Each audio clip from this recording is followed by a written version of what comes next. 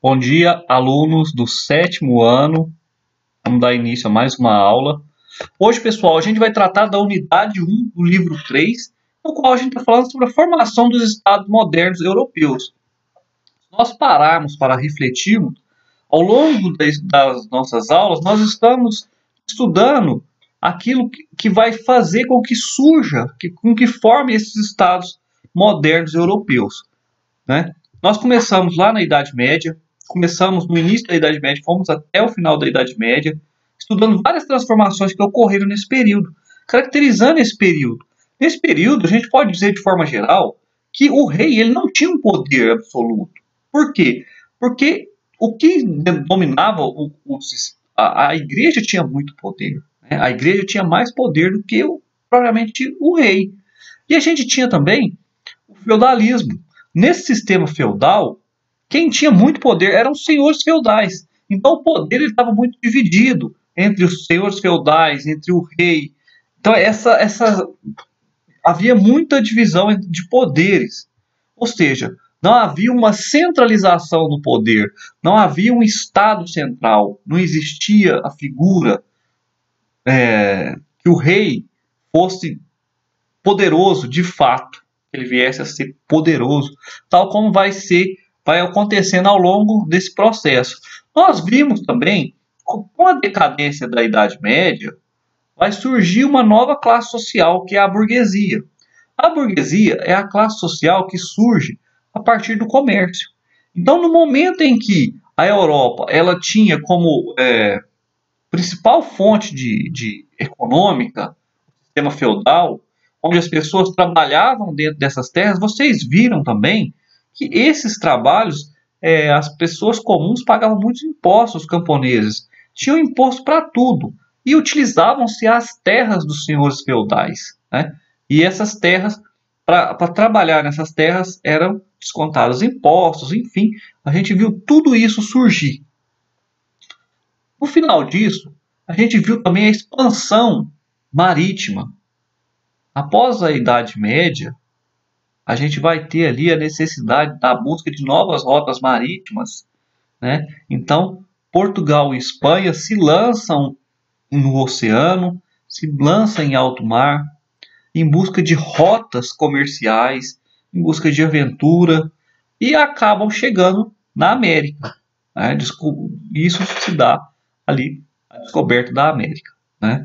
E aí também, a gente tem que perceber que ao longo desse período, a Europa vai sofrendo transformações.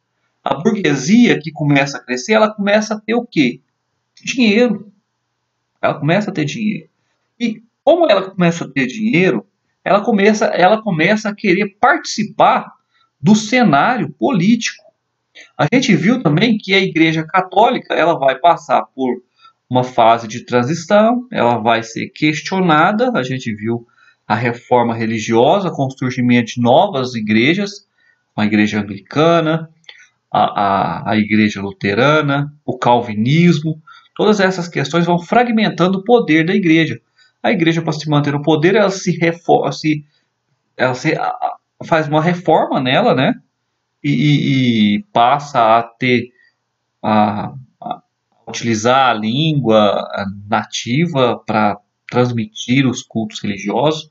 Isso foi feito pelo Martinho Lutero. De modo geral, a igreja sobrevive a essa reforma, porque ela própria se reforma. Mas o fato é que ela começa a diminuir o poder. E a gente vai ter aqui a centralização do poder na figura do rei. Porque ele vai ter respaldo, ele vai ter apoio da burguesia. Porque essa burguesia, ela participa da parte econômica, ela tem muito dinheiro e ela tem interesse em fazer parte do governo. Ela vai incentivar o rei a se tornar um rei absolutista. O que seria esse absolutismo? Né? Que a gente tem.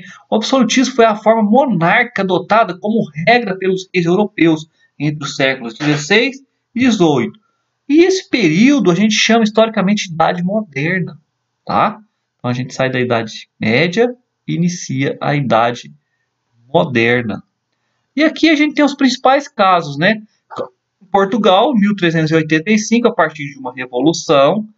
Revolução dos Aves. A França em 1453, com o fim da Guerra dos 100 Anos, a gente trabalhou um pouco isso. A Inglaterra em 1485, o fim da Guerra das Duas Rosas. E a Espanha em 1492, com a Guerra da Reconquista. Em seguida, a gente tem os casos tardios, né, em 1870, a Itália, e em 1871, a Alemanha. Quais são as principais características? Era aquilo que eu falei. Então, vai ter uma aliança entre o rei e a burguesia. Porque a burguesia ela tem interesse em que se tenha um Estado unificado, em que se tenha uma mesma moeda para que ela continue comercializando. Perdão. Por quê? Porque a burguesia vive do comércio. Isso vai fazer surgir os burgos. Vocês lembram disso? No final da Idade Média a gente estudou isso. O surgimento dos burgos. A classe burguesa ela participa da questão econômica. Então aí surge um compromisso entre o rei e a nobreza. Aí surge o quê? Uma unificação territorial. O rei ele começa a ter domínio sobre um espaço, sobre um território, né? E aí a gente tem a centralização política. Então as questões políticas centralizam no rei e a unificação das leis. Então o rei ele passa a ser o criador das leis, ele cria as leis, ele executa as leis. Então ele passa a ser a figura central, ele passa a ter muito poder. A igreja passa a se submeter a ele. Então a igreja não tem mais autonomia, tanta autonomia e tanto poder quanto tinha na Idade Média. E aqui a gente tem a formação de um exército nacional, a padronização de pesos e medidas, a unificação do idioma, a unificação da religião, unificação da economia, moedas, impostos e mercado. Tudo isso unificado vai favorecer tanto o rei e a nobreza vai apoiar tudo, a burguesia, perdão, vai apoiar tudo isso. Por quê? Porque vai fazer sentido para ela. Se você tem um único idioma no seu território, você comercializa com todas as pessoas.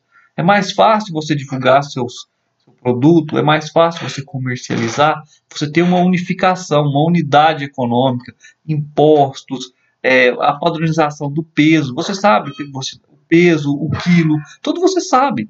É muito fácil, todos têm acesso a isso. E aí, pessoal, a gente já passou um pouco sobre isso, a gente falou sobre os teóricos do regime absolutista, né? A gente tem o Jacques Rousseau, bispo católico francês, e aí uma palavra dele, política segundo as Sagradas Escrituras.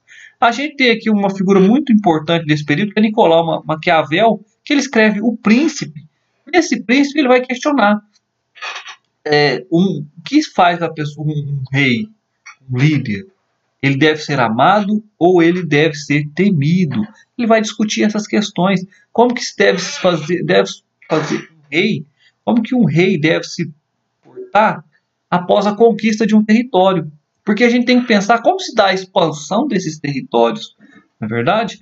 E aqui a gente tem o Thomas Hobbes, filósofo inglês que escreveu o Leviatã. E aqui a gente tem o Jean Bodin, jurista francês. Os 6 livros da República, que é a obra dele. Depois a gente vai conceitualizar. Qual que é a diferença aqui? Queria que vocês pensassem a diferença. Nação, Estado e país. A gente vai discutir esses 3 conceitos e a gente vai finalizar por aqui. Pessoal, como a gente já sabe, eu vou passar os exercícios. Primeira coisa, vocês deverão ler o capítulo 1 do livro 3. E logo no começo aqui ele vai fazer toda uma contextualização daquilo que a gente já viu, né? A respeito da Idade Média, a formação do Estado absolutista, e aí vai falar das crises do sistema católico, né, as novas instituições modernas. E eu quero que vocês já façam para mim, na página 431, o jogo rápido. E em seguida, façam as atividades da página 435, 436 e 437. Embora pareça muita coisa, são questões curtinhas, de resposta muito curta. Pessoal, vou parar por aqui, não vou mais me alongar, encerrar aqui esse vídeo. Nos vemos às 11 horas para a correção dos exercícios. Bons estudos a todos. Tchau, tchau, pessoal.